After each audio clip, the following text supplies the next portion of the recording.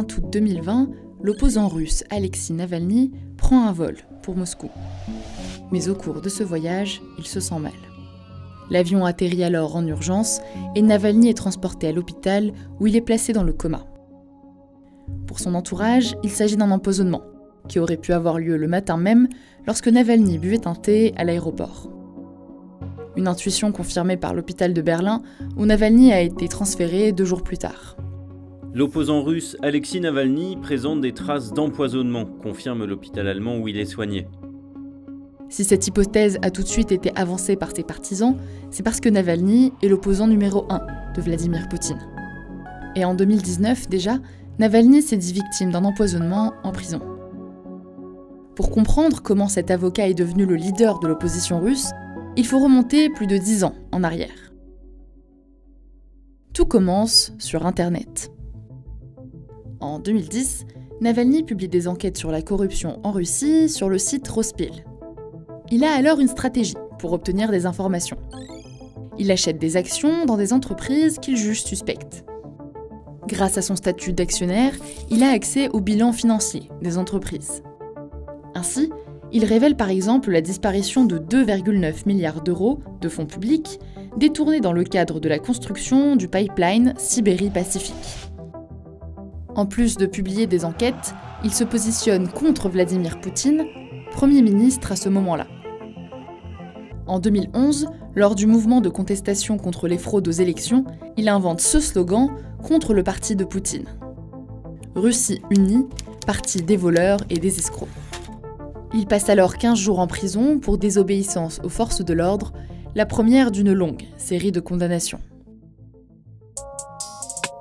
Grâce à la notoriété de son blog, aux révélations sur la corruption dans le pays et à ses actions anti-Poutine, Navalny devient de plus en plus présent sur la scène politique russe. En 2013, il se présente aux élections municipales à Moscou. Et face à Sergueï Sobyanin, le candidat du parti de Poutine, il obtient 27% des voix. Il est deuxième, mais s'affirme encore un peu plus comme un opposant sérieux. Et c'est d'ailleurs la dernière élection à laquelle le pouvoir le laissera participer. Navalny reste difficile à situer politiquement. Si ses positions anti-corruption sont assez claires, d'autres le sont un peu moins. Le Kremlin l'accuse d'être à la solde des États-Unis où il a fait ses études. Mais comme le soulignent plusieurs médias, Navalny a également été proche des milieux nationalistes. En 2011, il participe à la Marche russe, un rassemblement où sont scandés des slogans anti-migrants. Les manifestants reprochent à Poutine de ne pas protéger les Russes face à l'immigration. Il y a aussi cette vidéo, publiée en 2007 sur sa chaîne YouTube, où Navalny compare les rebelles tchétchènes à des cafards. Malgré cette ambiguïté politique, il réussit à maintenir son statut de numéro 1 de l'opposition à Vladimir Poutine. Et cette notoriété va faire de lui une cible de choix pour le régime russe. Il faut dire que Navalny enchaîne les actions qui déplaisent au régime.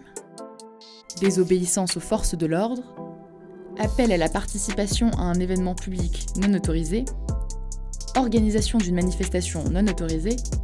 Résultat, depuis 2011, l'opposant a multiplié les passages en prison.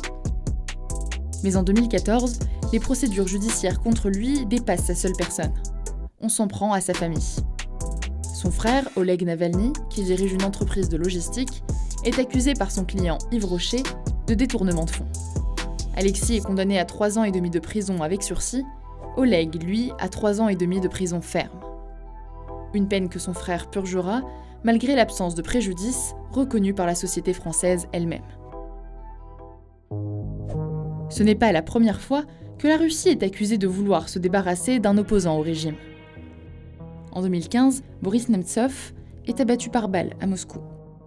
Un assassinat qui intervient pendant la rédaction par Boris Nemtsov d'un rapport sur la guerre menée par la Russie en Ukraine. Un an plus tard, 5 hommes sont reconnus coupables de ce meurtre, mais aucun commanditaire n'est identifié.